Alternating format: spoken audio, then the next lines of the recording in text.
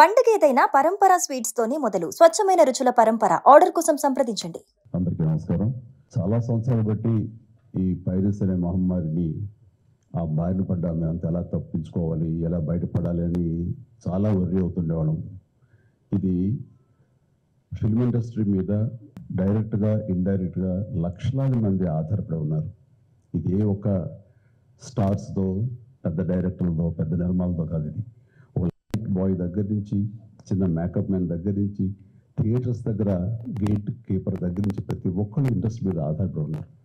ఇంతమంది కష్టాన్ని ఒకడు అప్పనంగా వచ్చి దోచుకుంటుంటే, వాడు ఎదురు సవాళ్ళు ఇసురుతుంటే ఇది తట్టుకోలేని పరిస్థితి.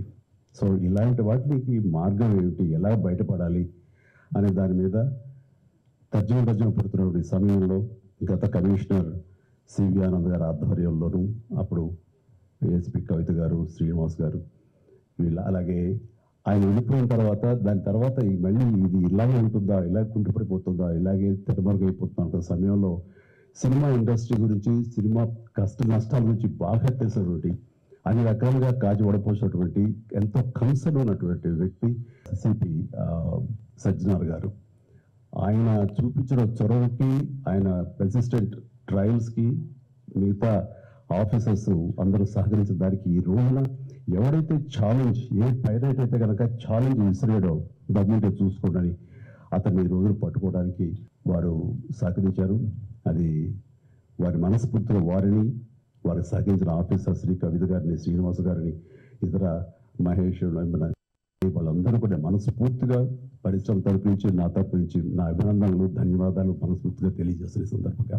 అండ్ ఆ తర్వాత ఇది ఇలాగే ఆగిపోకుండా కొనసాగే విధంగా పరిశ్రమ ఒక్కటిగా ఉంటూ, ఆ రోజు సినిమా తీసావు, రిలీజ్ అయిపోయింది, దాన్ని మన బాధ లేదు అనుకోకుండా ప్రతి ఒక్కరు కూడా ఇది మన పరిశ్రమ, ఇది ఎంతో లబ్ధి పొందాము, దీనివల్ల మనం అభివృద్ధిలోకి వచ్చాము, దీన్ని కాపాడవలసిన బాధ్యత మన అందరికీ ఉందని ఒక సంఘటితంగా ఒక్కటై పోలీసు వారిని ఆశ్రయించి వాళ్ళ సహకారం తీసుకుంటూ, వాళ్ళకి మనం కాంప్లిమెంట్ చేస్తూ ఇలా ఒకరొకరు సమయపరుచుకుంటే కనుక ఖచ్చితంగా ఇది ఏదో రోజుకి ఇది రూపం ఆపడానికి మన ప్రయత్నం మనం చేయొచ్చు. అండ్ ఇది ఈ రోజున గ్రేట్ అచీవ్మెంట్, ఈ ఐబొమ్మ నిర్వాహకుని పట్టుకోవటం.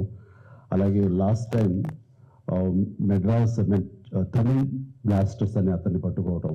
అలాగే లాస్ట్ టైంలో మనకి సివి ఆనంద్ గారు చెప్పిన దాని ప్రకారం ఒక 22 ఏళ్ల కుర్రవాడు, ఇంటర్మీడియట్ చదివిన కుర్రవాడు, బీహార్ నుంచి వాడు దాదాపుగా ఎన్నో వందల సినిమాలు వాడు పైరసీ చేసి ఎంతో పెద్ద నష్టం కలిగజేశాడు.